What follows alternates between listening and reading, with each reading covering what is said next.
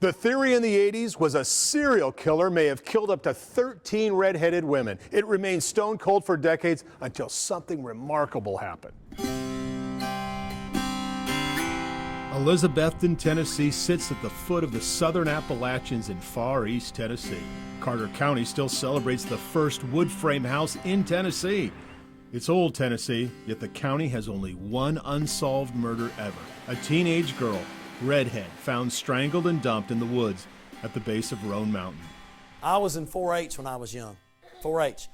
Enter Elizabethton High School social studies teacher Alex Campbell, who loves to challenge his students. Are you telling me you're going to make it epic right now? So when I call the lawmakers in 3 weeks and you present... His mission last year, solve this cold case.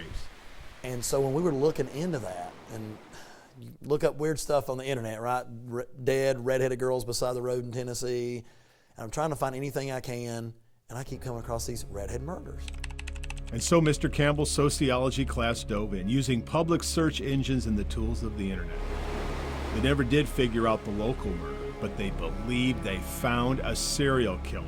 He only killed red-headed women who were prostitutes, and they believe he only killed 6 of those 13 dead women. They plotted the murders on a map, renamed him the Bible Belt Strangler, and faced a terrible wall. Only one of the 6 women had ever been identified. And Jane Doe's bad, because that means you don't know who they are, which means you don't know who their family is, you don't know who their enemies were, you don't know where they lived.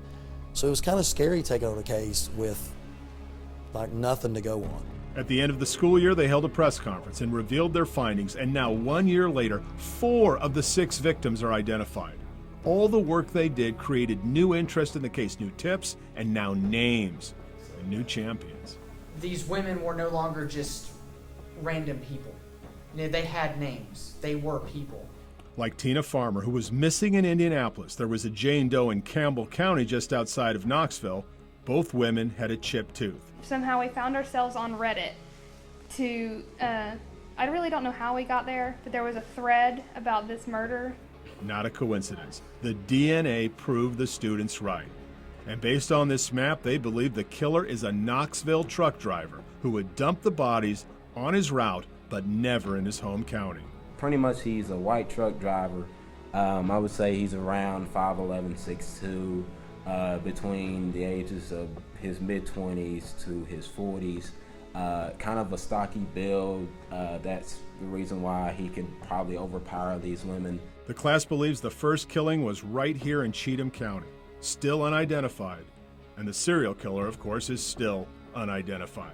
But how can you call this class project anything less than astonishing? I think the one thing they did that nobody else had done was they have provided the evidence that at least 6 of these murders are linked to the same offender, which had never been done before.